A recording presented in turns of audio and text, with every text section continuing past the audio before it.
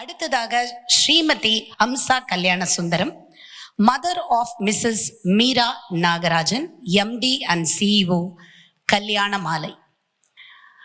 கல்யாண மாலை அப்படிங்கிறது சன் டிவியில் 2000 நினைக்கிறேன் சீரியல்லாம் வர்றதுக்கு முன்னாடியிலேருந்து நம்ம பார்க்குற மிகப்பெரிய சீரீஸ். அது முடியாத சீரீஸ். கல்யாணம்ங்கிறது 1000 காலத்து பயிர்னு சொல்லுவாங்க. அந்த மாதிரி 1000 காலத்து பயிராக இந்த கல்யாண மாலையும் செழித்து வளர்ந்து கொண்டிருக்கிறது. ஒரு 25 ஆண்டுகள், 1275 அத்தியாயங்கள், 150 லொகேஷன்ஸ், 6.5 லட்சத்துக்கு மேற்பட்ட திருமணங்கள். இவை அனைத்தும் வெறும் எண்ணிக்கைகள் அல்ல, இதெல்லாம் ஒரு சகாப்தம் மாதிரி, ஒரு புரட்சி மாதிரி அவங்க பண்ணிட்டு இருக்காங்க.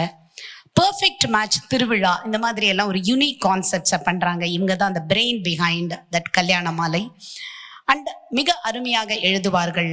இதயம் தொட்ட இமயம், திருமண திருத்தலங்கள் போன்ற நூல்கள். சமூக ஊடகங்கள்லையும் நிறைய கண்டென்ட் இருக்கு அவங்க சோஷியல் மீடியால. அண்ட் பியாண்ட் வெட்டிங்னு யூடியூப் சேனல் வச்சிருக்காங்க. அம்மா சின்ன வயசுல நித்திய கல்யாண பிராப்தி ரஸ்துன்னு சொல்லியிருப்பாங்கன்னு நினைக்கிறேன். அதனாலதான் அவங்களுக்கு நித்தியமா யாரோ ஒருத்தருக்கு கல்யாணம் செஞ்சு வைக்கிற மிகப்பெரிய பாக்கியம் கிடைச்சிருக்கு. அந்த ஒரு மகிழ்ச்சியோட அவங்க அம்மாவை பத்தின மகிழ்ச்சியான தருணங்களை நம்மோட பகிர்ந்துக்க வராங்க. வாங்கம்மா. ஸ்ரீ கிருஷ்ணா ஸ்வீட்ஸ் திரு முரளி, திருமதி கலா அவர்களுக்கு என்னுடைய வாழ்த்துக்கள், பாராட்டுதல்கள், நமஸ்காரங்கள். 15 ஆண்டுகளாக இந்த ஒரு விஷயத்தை திரு அண்ணாமலை குறிப்பிட்டபடி யாருமே செய்யாத ஒரு விஷயத்தை 15 ஆண்டுகளாக தவமாக செய்து கொண்டிருக்கும் அவர்களுக்கு என்னுடைய வாழ்த்துக்களையும் நமஸ்காரங்களையும் தெரிவித்துக் கொள்கின்றேன். கிருஷ்ணா ஸ்வீட்ஸ் முரளி சாரை பார்க்கும் பொழுதெல்லாம் எனக்கு ஒரு விஷயம் ஞாபகம் வரும். நாங்கெல்லாம் டயபெட்டிக், ஸோ அவரோட மைசூர் பாக சாப்பிட முடியாது. ஆனா அவருடைய பேச்சு, அவருடைய சிரிப்பு, கலாவின் புன்னகை, இதுதான் எங்களுக்கான மைசூர் பா. என்னுடைய குடும்பத்தை பொறுத்த வரைக்கும் எனக்கு இந்த பக்கம் நாங்க 3 பிரதர்ஸ் எங்க ஃபேமிலியில. ராமகிருஷ்ணன், ஸ்ரீதர், ஸ்ரீவத்சன், எனக்கு 3 தம்பிகள். அந்த குடும்பத்தில் மூத்தவளாக பிறந்தேன். இந்த குடும்பத்தில் இளையவளாக வாக்கப்பட்டேன். நான் தான் சின்ன பொண்ணு. எங்க குடும்பத்துல அப்பர் பர்த்ல ஏறணும்னா அந்த குடும்பத்துல நான் போக வேண்டாம். ஆனா இந்த குடும்பத்துல அப்பர் பர்த்ல ஏறணும்னா நான் தான் ஏறணும். அவ்வளவு சின்னவும் நான் தான் இந்த குடும்பத்துக்கு. ஆனால் இந்த குடும்பத்தை நினைக்கும் பொழுது எனக்கு என்ன தோன்றும் என்றால், ஒரு விஸ்வரூப தரிசனம் பார்க்கிறோம். பெருமாளோட ஒரு தரிசனத்தை பார்த்தோம்னா எல்லா முகங்களும் இருக்கும், ஆனா சென்டர்ல ஒரு முகம் இருக்கும். அந்த எல்லா முகங்களும் அதனுள் அடக்கம். அப்படித்தான் என்னுடைய குடும்பத்தில் திரு நடராஜன் அவர்கள், கல்யாண மாலை திரு மோகன் அவர்கள், என்னுடைய சகோதரர்கள் எல்லோருமே சாதனையாளர்கள். அவர்கள் எல்லோருமான ஐக்கியம் தான் என்னுடைய குடும்பம் அப்படின்னு தான் நாங்க சொல்லணும். அதனால அவர்கள் அனைவருக்கும் இந்த நேரத்தில் என்னுடைய இந்த விஷயத்துல நான் இன்னைக்கு மேடையில் இருக்கிறத அவர்கள் அனைவருக்கும் சமர்ப்பிக்கின்றேன். குறிப்பாக என்னுடைய கணவர் திரு நாகராஜன் அவர்கள், அவர் இன்னைக்கு அவங்க சொன்னாங்க இல்லையா, சிவசங்கரி அம்மா தான் சொன்னாங்க, எங்க அம்மாவுக்கு ஒரு நல்ல மாமியார் கிடைக்கலன்னு, ஆனால் எனக்கு நல்ல புகுந்த வீடு கிடைத்திருக்கிறது. அதனால் தான் என்னால் இதை சாதிக்க முடிந்தது. அவர்களுக்கு நன்றி. என்னுடைய அம்மா எல்லோரும் பேசுவது போல்தான் உழைப்பு, பண்பு, பாசம், இந்த 3ம் தான் என்னுடைய அம்மாவினுடைய முழு அவதாரம் அப்படின்னு நாம சொல்லலாம். அது என்னங்கிறத மட்டும் குவிக்கா சொல்லிட்டேன் அப்படின்னா நான் முடிச்சிடலாம். உழைப்பு அப்படின்னா எல்லா அம்மாக்களும் உழைப்பார்கள், அப்படித்தான் என்னுடைய அம்மாவும். ஆனால் என்ன ஆச்சரியம் என்றால், என்னுடைய குடும்பத்தில் என்னுடைய பாட்டி இருந்தார், அவருடைய அம்மா இருந்தார், என்னுடைய அப்பா, நாங்கள் 4 குழந்தைகள். 6 பேருக்கும் சமைச்சு போட்டு அவங்களை ஸ்கூலுக்கு அமிச்சு, காலேஜுக்கு அமிச்சு, இவங்களை வேலைக்கு அமிச்சுட்டு மீதி இருக்கிற டயத்தை ஒரு நாளாக இப்போ இருந்தால் ஒரு 10 நிமிஷம் கிடைச்சா குவிக் லேம்ப்னு நான் எடுத்துக்கிறேன், 20 மினிட்ஸ். ஆனால் எங்கள் அம்மா அப்படி படுத்துன்னு நான் பார்த்ததே கிடையாது.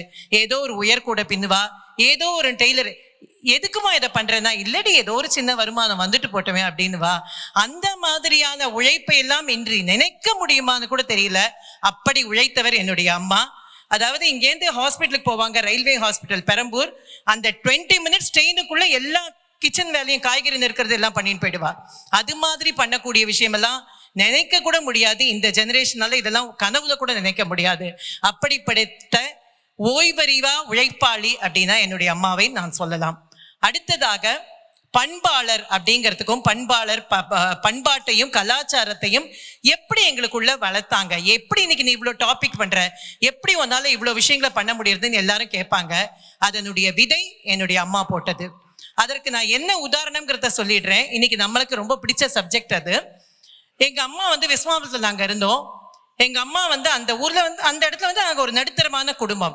ஆனால் எங்கள் குடும்பத்தில் செய்யும் வரலட்சுமி நோன்பு, எங்க வீட்டுல பண்ற நவராத்திரி, எங்க வீட்டுல மார்கழி பூஜை, இதெல்லாம் பார்ப்பதற்குன்னே வெஸ்ட் மாம்பலத்துல ஒரு கிரௌட் இருக்கும். அந்த மாதிரி எங்க அம்மா வரலட்சுமி நோன்புக்கு ஒரு வாரத்துக்கு முன்னாடி அந்த பெயிண்ட் அடிக்கிறதுல இருந்து, அந்த முகம் வரையறதுல இருந்து, அந்த நவராத்திரிக்கு முகம் வரைஞ்சிட்டு அடுத்த வருஷம் பார்த்தா அதே மாதிரி இருக்கும் அந்த முகம். நான் கேட்பேன், அம்மா பீரோல எடுத்து வச்சியா முகத்தை, எப்படி அதே முகத்தை திரும்பி வரைஞ்சேன்னு.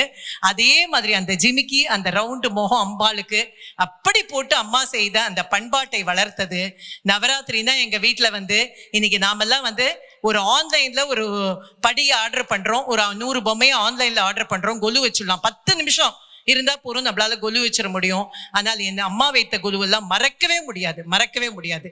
எப்படின்னா, வடாத்து டப்பாவையும் அரிசி டின்னையும் எடுத்து போட்டு மேலே அந்த பலகையை போட்டு, எங்க பாட்டி 75 வயதில் பரன் மேலே ஏறி பொம்மையை எடுத்து அந்த பொம்மையை வைத்து அம்மா வைக்கும் கொலு என்பது இன்றைக்கும் என் கண்ணில் இருக்கின்றது.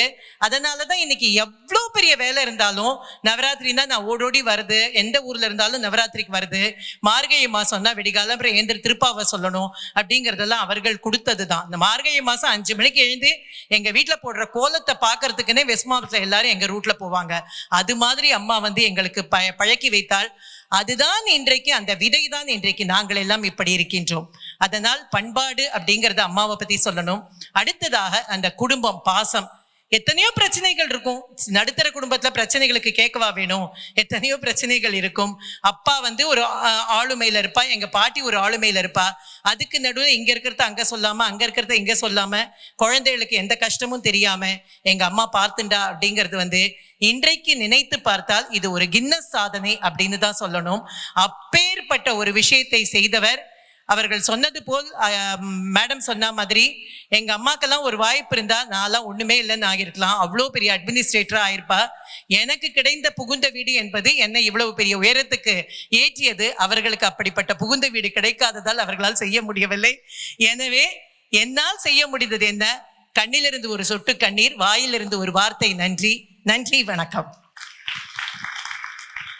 இப்பொழுது அடுத்ததாக Shrimati Jaya Palanivelu, mother of doctor P Praveenraj, JMD CEO Gem hospitals. கோயம்புத்தூர்ல இருக்கிற மிகவும் மதிப்புமிக்க PSG institute of medical sciences and research. அங்க உயர்ந்து நிற்கிற இந்த சாதனைகள் பின்னால ஒரு அம்மா இருக்காங்க. ABCD சொல்லி கொடுக்கும் பொழுது சீக்கிரம் படிச்சுட்டார் போல இருக்கு. படிச்சுட்டு வந்த உடனே எல்லா ஆல்பபெட்லையும் ஒரு படிப்பை படிச்சிரு அப்படின்ட்டாங்க போல இருக்கு. ஸோ அப்படியே அவரதே ஒரு லா ரிப்போர்ட் மாதிரி இருக்கு இவரோட படிப்பு. அந்த மாதிரி நீண்டு கொண்டே போகிறது. ஒரு தேசங்களை கடந்து சாதித்து கொண்டிருப்பவர். சிங்கிள் இன்செஷன் பேரியாட்ரிக் சர்ஜரியை வெற்றிகரமாக செய்த முதல் சர்ஜன். இந்த மாதிரி நிறைய ஃபர்ஸ்ட் அவருக்கு. ஸோ எப்பவுமே ப்ராக்ரஸ் ரிப்போர்ட், நம்மளோட ப்ராக்ரஸ் ரிப்போர்ட்டை அம்மா எழுதினாங்கன்னு வச்சுக்கோங்களேன், எப்பயுமே அதில் 100க்கு 100 தான் இருக்கும். அந்த மாதிரி 100க்கு 100 வாழ்க்கையில், தொழில் நேர்மையில், பண்பாட்டில் சிறந்து விளங்கும் அவர் அம்மா தான் அந்த 100க்கு 100க்கு காரணம் அப்படின்னு சொல்ல வரேன். இங்கே கூடியிருக்கும் அனைவருக்கும் எனது மாலை வணக்கம். நிறையா ஸ்டேஜில் பேசியிருக்கேன், பட் இது ரொம்ப ஒரு புதுமையான ஸ்டேஜ்.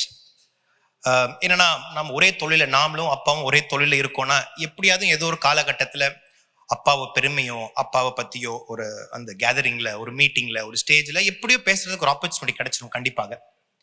ஆனால் இப்போ என்ன மாதிரி எடுத்தீங்கன்னா இங்கே நிறைய பேர் இருப்பாங்கன்னு நினைக்கிறேன். கிட்டத்தட்ட ஒரு 28 வருஷம் நான் எங்கள் அப்பா கூட பிஸ்னஸ் பற்றியோ மெடிசின் பற்றியோ எதுவுமே பேசினதில்லை. காலேஜு, ஸ்கூலு எல்லாம் முடிச்சு, கிட்டத்தட்ட நான் எல்லாம் முடிச்சு ஹாஸ்பிட்டல் வந்ததுக்கு அப்புறம் தான் நானே எங்கள் அப்பாவுமே பெருசாக பேசவே ஆரம்பித்தோம். பட் அந்த 28 வருஷம் என்ன அந்த செதுக்கி கொண்டு விட்ட என்ன மாதிரி இருக்க நிறைய பேர் அம்மா பத்தி பேசுறதுக்கு ஸ்டேஜஸ் இருக்காது. அப்படிப்பட்ட ஒரு ஸ்டேஜை உருவாக்கி கொடுத்த திரு முரளி அவர்களுக்கு என்னோட மனமார்ந்த நன்றிகள். 1 வருஷம் இல்லாம 15 வருஷமா இதை தொடர்ந்து பண்ணிட்டு இருக்காரு. அதுக்கு இது ஒரு thanks sir for the opportunity. ஒரு சில ஆண்டுகளுக்கு முன்னாடி ஒரு ஆராய்ச்சி ஒன்று நடந்துச்சு. 3 தலைமுறை தாண்டி இருந்த கம்பெனிகள் ஆராய்ச்சி பண்ணி பார்த்தப்ப அந்த அந்த கம்பெனிகளுக்கும் அந்த டைம்ல ஆரம்பிச்சு பட் இத்தனை வருஷம் இல்லாத கம்பெனிகளுக்கும் என்ன வித்தியாசம் அப்படின்னு பார்த்தப்ப அந்த கம்பெனிகளுக்கு எல்லாமே இந்த ஃபவுண்டர் ஆரம்பிச்சவர் இதுதான் நம்மளோட கோர் வேல்யூ, இதுதான் நம்மளோட கோர் பிரின்சிபல் அப்படின்னு சில கோட்பாடுகளோடவே அந்த கம்பெனிகளை வளரதான் அது 3 தலைமுறை தாண்டி இருந்ததாக நான் படிச்சிருக்கேன். அது ஒரு புக்காகவும் வந்திருக்கு. அதை நான் கண்டிப்பா நம்புறேன். என்னன்னா குடும்பங்களும் தலைமுறையை தாண்டி இருக்கணும்னா குடும்பத்துக்குன்னு கோர் வேல்யூ இருக்கணும், பிரின்சிபலும் இருக்கணும். ஒரு கம்பெனிக்கு எப்படி அது ஃபவுண்டரோ குடும்பத்துக்கு அது அம்மாவா மட்டும்தான் இருக்க முடியும். அப்படி எங்க குடும்பத்துக்கும் சில பிரின்சிபல் சில கோட்பாடுகள் சொல்லி வளர்த்த எங்க அம்மா பத்தி நான் 2 இன்சிடென்ட் சொல்லணும்னு ஆசைப்படுறேன். அதாவது ஒரு பிரின்சிபல், நீ ஏர்ன் பண்ணணும். ஏர்ன் இந்த சென்ஸ் ஒரு விஷயம் வேணும்னா நீ அதை டிசர்வ் பண்ணணும்னு வாங்க. இப்போ நான் சின்ன வயசுல போய் கேட்பேன், அம்மா எனக்கு இந்த டாய் வேணும், அதை வாங்கிட்டு எல்லாரும் அப்பா அம்மா கேட்கற மாதிரி அது கேட்கறது தான். அம்மா உடனே வாங்கி தரவே மாட்டாங்க. அப்பா சொல்லுவார், எப்படியும் வாங்கி தரதான் போற, பேசாம வாங்கி கொடுத்தா ஜாலியா இருப்பான்ல, இல்ல நீ டிசர்வ் பண்ணி ஏர்ன் பண்ணணும்வாங்க. அதுதான் இன்னைக்கு வரைக்கும் ஒரு விஷயத்திலையும் நாம கஷ்டப்பட்டு இது பண்ணணும் அப்படின்னு இன்னை வரைக்கும் புஷ் பண்ணிட்டு இருக்கு. So you should earn every single penny. 2வது, எல்லாரும் பேச தயங்குற ஒரு விஷயம், ஆனா பல குடும்பத்தையும் பல ரிலேஷன்ஷிப்பையும் பிரிக்கக்கூடிய விஷயம் பணம். எல்லா குடும்பத்திலையும் இந்த சொத்து பணம் வர அன்னைக்குதான் குடும்பம் பிச்சுட்டு போகும், நிறைய ரிலேஷன்ஷிப்பும் போகும். அதே மாதிரி எங்க அம்மா, நிறைய பேர் தெரியாதவங்களுக்கு எங்க அப்பா ரொம்ப ஒரு ஏழ்மையான குடும்பத்தில் வந்தவர். ஆனா அம்மா அப்படி இல்லை, ஒரு நல்ல அஃப்ளூயண்டான ஃபேமிலி வந்தவங்க. அதுவும் 4வது பெண், கடைசி பெண். ஸோ ரொம்ப செல்ல பெண். ஆனா கல்யாணத்துக்கு அப்புறம் மிடில் கிளாஸ் ஃபேமிலியா தான் வாழ்ந்துட்டு இருந்தோம். அதை மீறியுமே சொத்து பிரிக்கிறேன்னு வந்தப்ப எந்த அண்ணாக்களும் கேட்டு இல்லை, அம்மாவே அண்ணா நீங்களாம் நல்லா இருங்க, எனக்கு எதுவும் வேண்டான்னு எழுதி கையெழுத்து போட்டு கொடுத்துட்டு வந்தவங்க. நிறைய இடத்துல காசு கொடுப்பாங்க, காசு வராது, இன்வெஸ்ட் பண்ணுவாங்க, வராது. அம்மா போய் கேளுங்கம்மான்னுவேன், இதுலதான் நல்லா இருந்தா நல்லா இருந்துட்டு போட்டோம், அப்படி ஒன்றும் நம்ம கஷ்டப்பட்டு வேணாம், கொடுத்தா கொடுக்கணும், கொடுக்காட்டி போட்டோம், அதனால நல்லா இருந்தா நல்லா இருக்கட்டும் அவங்க சொல்ல அவங்க வளர்ந்தாங்களோ இல்லையோ நாங்க வளர்ந்துகிட்டே தான் இருந்தோம். ஐ திங்க் இந்த கொள்கைகள் கோட்பாடுகளை நான் ஃபாலோ பண்ண ட்ரை பண்ணனாலதான் இன்னைக்கு இந்த ஸ்டேஜ்ல எங்க அம்மா முன்னாடி நான் பேசிட்டு இருக்கேன். ஸோ தேங்க்யூமா. இனிமேல் நான் எங்க வாழ்க்கையில போனாலும் ஐ திங்க் உங்களோட கொள்கைகள் தான். Thank you for everything.